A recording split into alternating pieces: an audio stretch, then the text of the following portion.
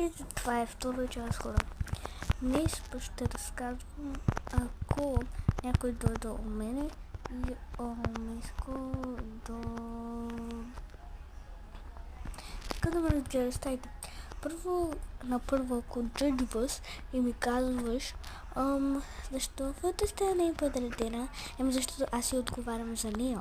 И аз ако искам ще я подреда, защото аз може би съм искала да си я подреда преди ти да дойдеш, но съм нямала възможност. Нали така? Както и да е. И ако искаш да говориш нещо на родителите ми, първо питаш мене и после си казваш каквото ми казваш на мене и аз ще им кажа. Няма какво ти да им казваш, защото те са моите родители. Аз нищо не задавам на твоите родители.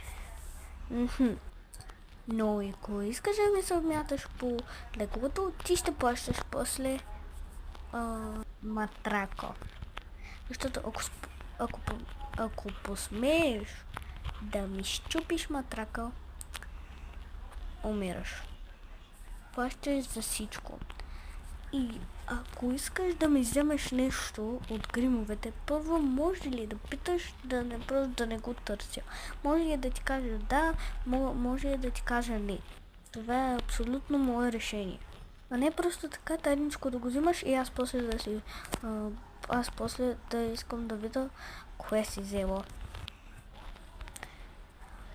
Не знам до коя част стигнахме. Според мен стигнахме до частта, където ми казваш, че отиваш да се изкъпиш. Мила, вземи си халат. От мен, чао!